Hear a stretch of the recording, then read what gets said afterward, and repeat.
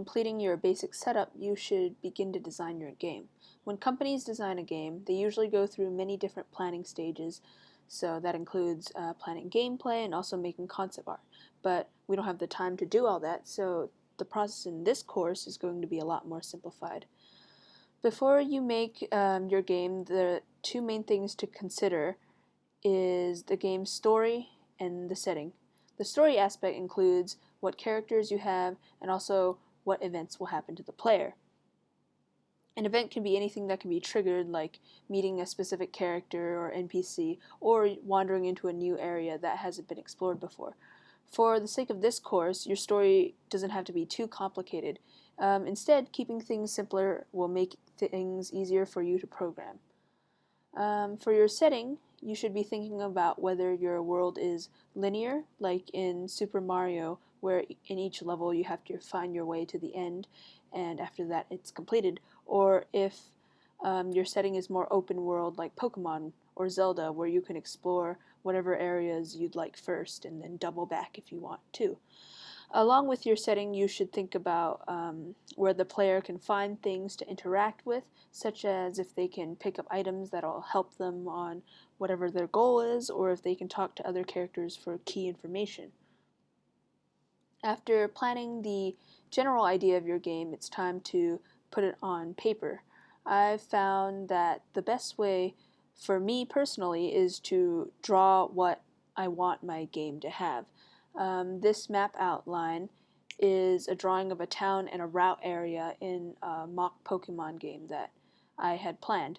As you can see, it's pretty simple. It doesn't have much detail, and what it really has is some rectangles for describing where the homes are, and also like some general information. It also has the locations of important interactable objects such as the trainers, and also any items that the player can pick up. So planning your game by drawing it out will also help you remain focused and prevent you from being overambitious. For this drawing and this plan, I originally wanted an extra area, like another town perhaps, that I would also add into the game. But after I finished drawing the second area, I found that it was already becoming too much, so it would become a lot more difficult if I wanted to also add another area on top of that. Everything that you want to make for your game will be made from scratch, so it's good to keep everything limited and more simple, at least for this course. The other thing you should plan is what your game screens will look like.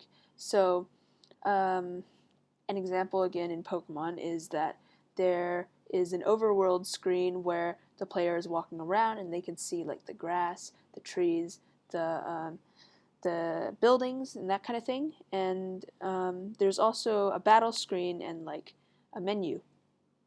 So I'm assuming that since a lot of your games will probably be RPG based, so role playing games, you'll probably have some kind of menu to mess with settings or see your statistics, something like that. And in that case, you should plan what you want your menu to look like and also what the player can select within their menu. And for planning your screens, it might take a while, but you should at least plan a drawing for every new kind of screen. So here I have 3 drawings for the battle screen. It's not really necessary, but I thought it was a good detail to add. If your game has something similar and you feel that it's too much work to draw all the different variations, maybe just draw one, like the general idea of what you want. And make sure you include key information, like for example with the battle you want to see how much health both you and your enemy has, and you can also access your bag, or you can run away, and those kind of options. These drawings are a little more complicated than the previous environment setting drawings, but they don't really need to be. In fact, you don't have to add anything like creatures or characters if you want. You can just draw little rectangles with labels on where you want to put things. Even doing something like that will keep you organized and help you maintain your focus and your goal in the long run when you begin to program all of this.